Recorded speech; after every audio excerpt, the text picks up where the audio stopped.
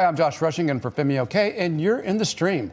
What's being done to thwart Russian disinformation on Ukraine?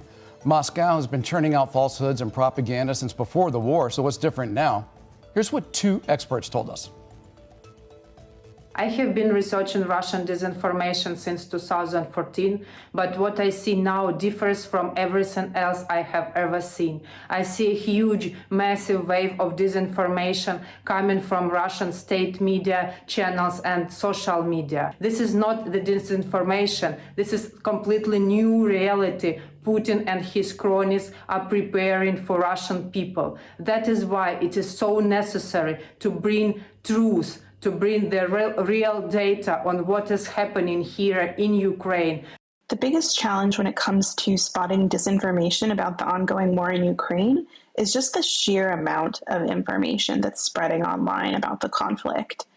Things can really develop quickly during wartime. Things shift on the battlefield in a second. And even when it comes to accurate information, that information can be completely obsolete or misleading by the time you're sharing it, potentially hours later. Here to help us spot some of that disinformation, we have Marina Ovsyannikova, a strategic communication specialist whose work focuses on spotting mis and disinformation. Also joining us, Gregory Asmolov. He's a lecturer at King's College in London and a scholar in the fields of digital entrepreneurship, marketing, and crisis communication. And last but not least, Rob Blackie, a digital strategist who devised a plan to get news and information directly to the Russian people. All right, welcome everyone. Oh yeah, one more seat at the table I want to tell you about, and that's you. You're invited to be a part of this conversation. See that box over there? We have a live producer waiting to get your questions and thoughts to me so I can give them to our panelists, and that way you too can be in the stream. All right, Marina, tell us, what are Russians seeing right now? How successful is this? Because to me it seems like there's two worlds that exist. There's a world that's watching a war happen, and then there's Russia. What are they seeing in Russia? No, absolutely. I think I would echo the point that we just see so much different information being shared, and it's really hard for people to make sense of it. I think most of the recent disinformation attempts on the Russian side has been aimed at justifying the war.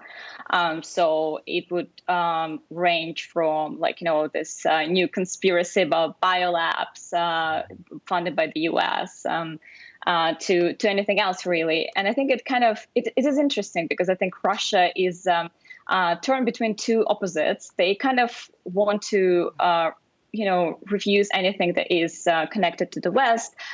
They would say that it's, for example, like evil, and so on, and the international order in their eyes is created by the West. So by the extension, it is kind of evil and stuff. But then at the same time, they're trying to justify the invasion within this international order. So they're using terms from international law to justify the invasion. They would say, it was in self-defense because Ukraine was planning an attack and things like that. So they're kind of torn. They don't know what they're doing. They're kind of against the international order and against the West, but they're also trying to play the rules and seem like the nice guys and all of that.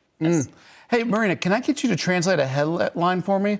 This is on my computer. It's in Russian. Can you read that? Yes. So the Moscow is essentially stopping the war that has been going on for 8 years, and it was waged by Kiev. Yeah, and this here's is the English version similar. of it. Yes. Yeah. It's a very similar headline. Ending a war by sending 200,000 troops on 3 different access points into a nation. I was a Marine for a long time, and then I became a war correspondent for a long time, and I've never seen a war ended that way. That looks like the beginning of a war to me. Like, it's kind of Orwellian how you can take something and use its exact opposite meaning. But how successful, Gregory, can they actually be in this day and age with the internet? Like, it seems like the internet is kind of the globalization of free information. How can you stop it? So I think from the very first day of this war, Russia failed the information war on the international level. The major challenge for the Russian authorities is the internal legitimacy of this conflict from the point of view of the Russian audience, because they want to show that this is a just war, that this is a war that needs to be managed, that it's actually not a war, but just a military operation, as they claim. And for that purpose, they rely on three elements. The first element is disinformation, very intensive messaging through state-sponsored TV. The second element of this campaign relies on isolation of the Russian audience from any external independent sources. And finally, now we see that because of the situation in Russia from economic point of view getting worse, and because there are more information about casualties, though they try to conceal this information from the Russian public, it seems that now this campaign also relies on intimidation and fear. Because just today, President Putin said that there are many traitors among us and we need to punish them. So it seems that when propaganda stops working, there are more space for punishing and terror from the Kremlin towards the Russian public. But you know, the way the internet works, it's not so easy to control. Rob, if we can show my computer here, I want the audience to see this article. It says activists are using ads to sneak real news to Russians about Ukraine. Rob, can you tell me about this?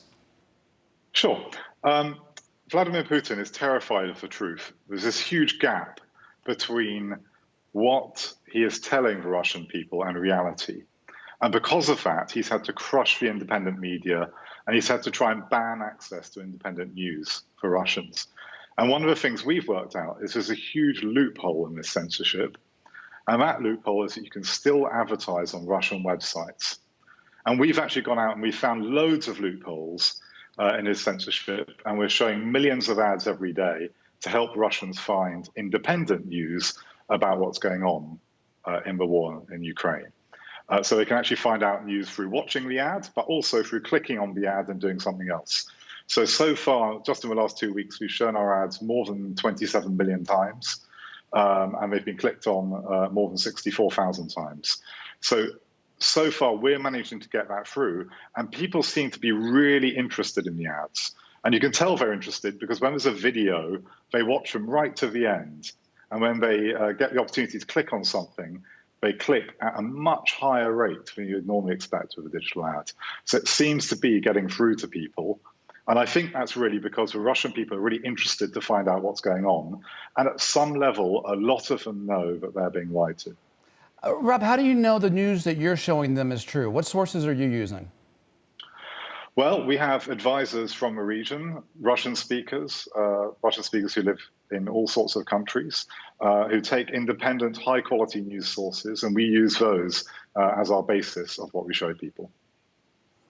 I'm going to bring in a question from YouTube here. This is, it says, what's the difference between misinformation and false information? Marina?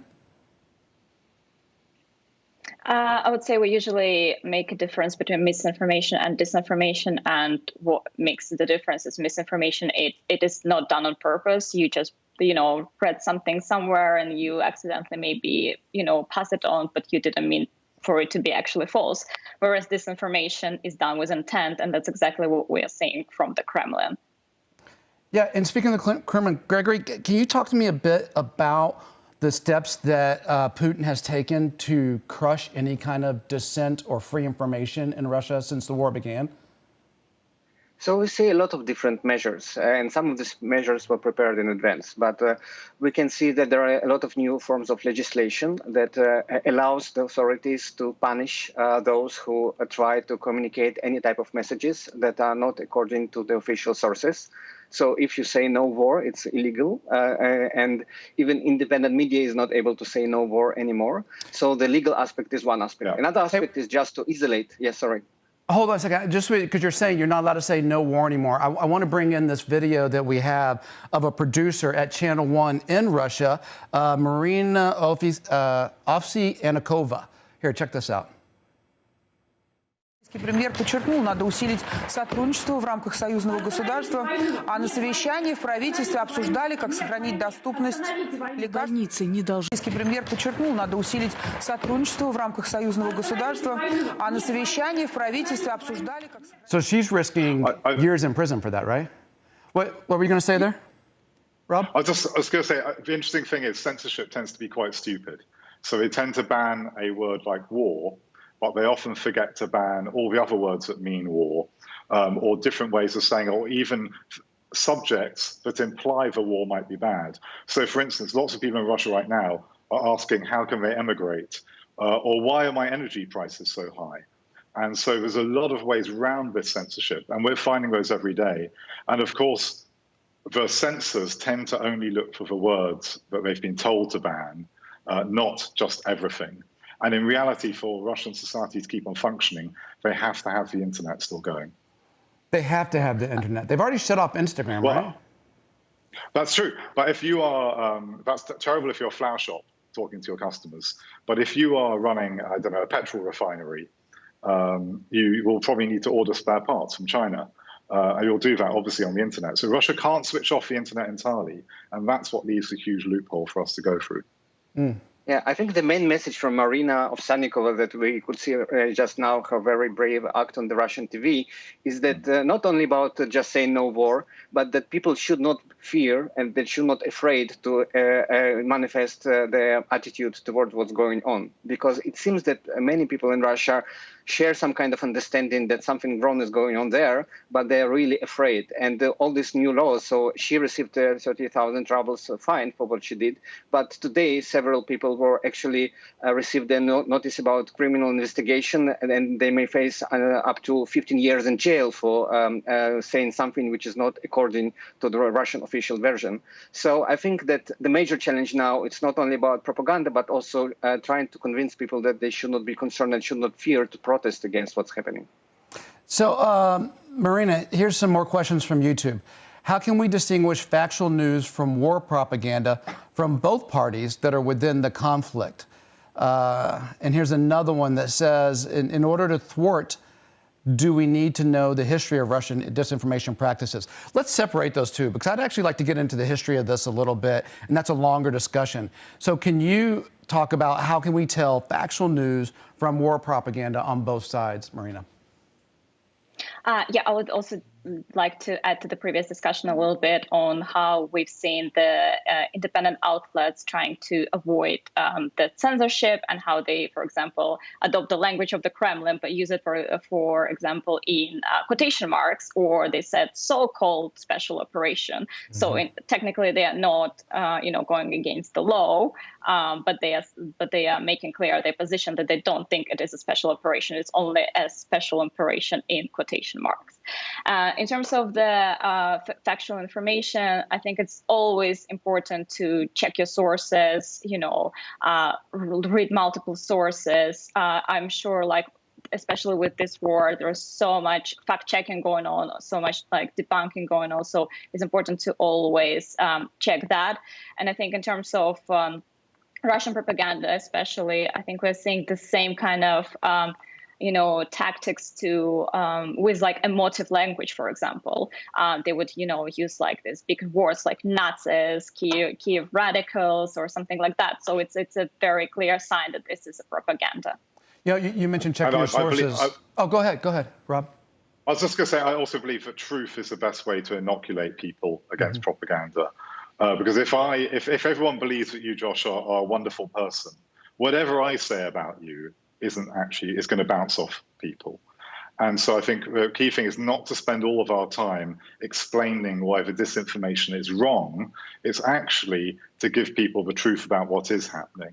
So if we waste time talking about why the biolab conspiracy theory is rubbish, we're actually not spending that time telling people the truth that Putin's really scared of, which is that many Russian soldiers are very sadly dying in Ukraine for a completely pointless war. We had a couple of members of our stream community send us in some video comments that I want to share with you guys.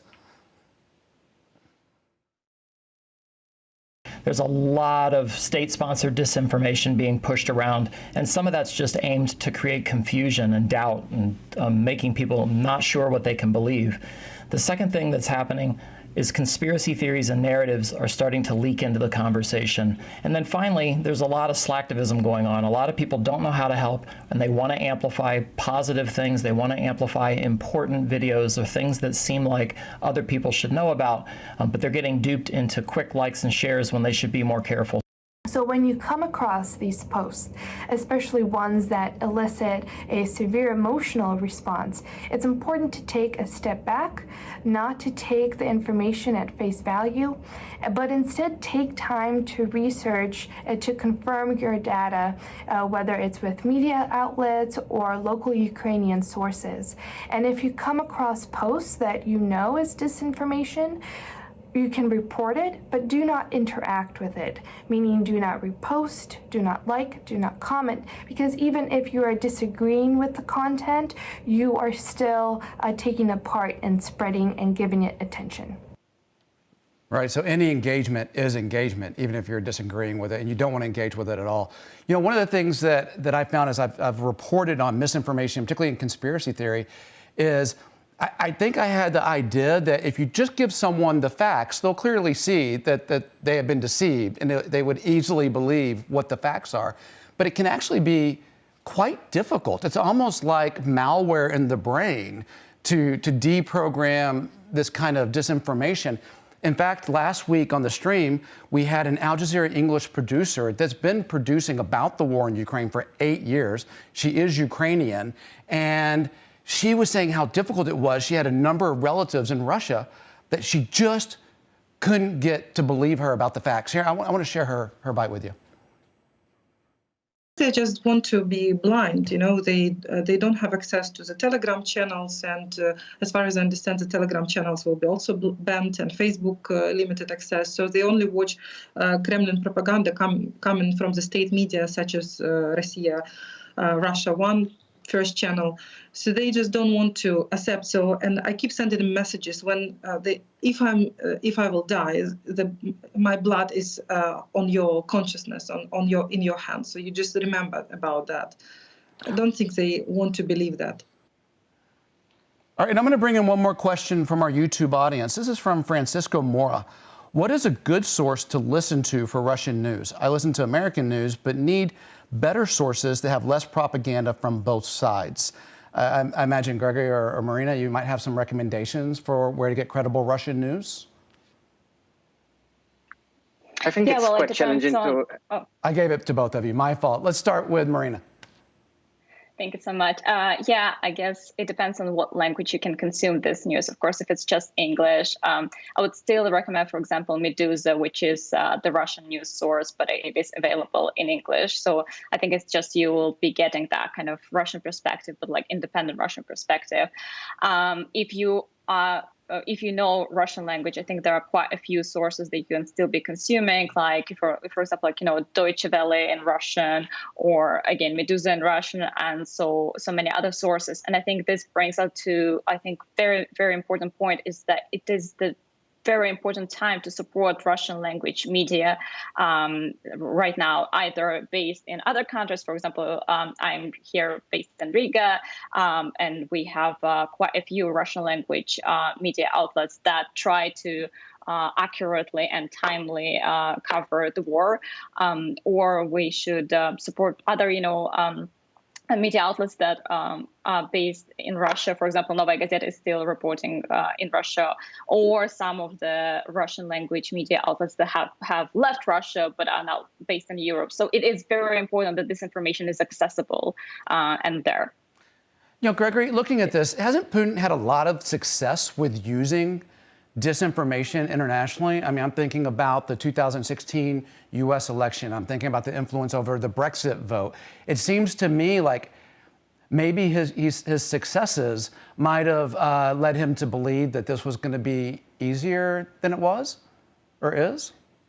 Yeah, I think we face a situation when actually at this point of time, Russia even Russian authorities doesn't really try to win this information war internationally. So from this point of view, I think that there were many assumptions by Kremlin in the beginning of this conflict that eventually were wrong about the way this conflict is going to develop. But let me just briefly say something, because I really want to take this point from Katerina, your producer, that she mentioned, that there is a lot of conflicts now between generations, between parents and children. And this type of conflicts really prove and show that it's not enough just to provide an access to alternative information to convince people. It's much, much more challenging to address this type of problems. And we see a lot of really painful conflicts between people right now. So I think what is really important is to focus on the type of information that really may challenge the perception of the conflict. And I think the major type of disinformation is really information about casualties. The Russian authorities reported just once official information about casualties among Russian soldiers. There is a constant flow of information about casualties that from Ukrainian sources about the Russian side. But if the Russian audience will realize what price Russia pays for this conflict, it will really challenge the state-sponsored narrative. And now when Putin prepares the exit strategies, it seems like that the next major challenge for Russian propaganda is going to be how to actually explain some kind of treaty that we may face and to convince Russian audience that it was a victory for Russia. And this is going to be another challenge, and we should not allow Russian propaganda to convince Russian audience that it was a victory. You know, like, Rob, how can they keep casualty numbers? Maybe whole numbers, you could keep that secret. But as bodies come back and funerals happen and families talk to each other, doesn't the truth always get out? I think it does slowly. And obviously that was a problem that the Soviet Union had in Afghanistan in the 1980s, which was even with deep repression of the Soviet Union, they really couldn't control that. And I think now that's apparently starting to happen a bit through local media in Russia, where a local newspaper might report one or two people locally who've been killed in the war in Ukraine. And people gradually start to see that and start to realize it's quite immediate and it's happened to somebody in their town or somebody nearby. And I think that will get through. And I think also the parents themselves are going to be a very hard group to silence, because it's very, very hard to persuade a parent who's lost a child that they should ever shut up about it. Marina, I'm just curious, have you seen a shift in the messaging since the war started? Because I believe that they thought this was going to go really quickly and they probably had a plan in place. But as this drags out, has he had to change his strategy on the information warfare? I think definitely, and as I mentioned, there are obviously efforts to justify the war kind of to the international audiences, but there is definitely a lot of increased effort to justify this to the internal audiences in Russia, because it's becoming quite clear that it's not going according to the plan. It's being like very much dragged on and prolonged, and the quick victory and quick, success that Putin probably envisioned is just not happening. And I want to bring in another question from YouTube here. This is from Hermes. How important is a consumer's preconceived bias in misinformation campaigns? Gregory, can you touch on that, or Rob? It looked like you wanted to jump in there. I think that we can see that generally the Russian audience were consuming this type of propaganda for many years. So there is certainly some kind of bias, because the audience that received the same type of information for many years is just more kind of receptive. It's ready to be more vulnerable for this type of propaganda than the international audience. At the same time, again, that's the situation that we face now, and we need to think about more creative ways to bypass it. So I really like what Rob does. I think that also we can see some very interesting ideas about coming back to shortwaves and broadcasting through traditional old radio. We can also think about the role of satellite internet as well. So there are very creative and interesting technological ways to try to bypass this wall of censorship in order to make sure that we're still able to challenge the Russian propaganda internally.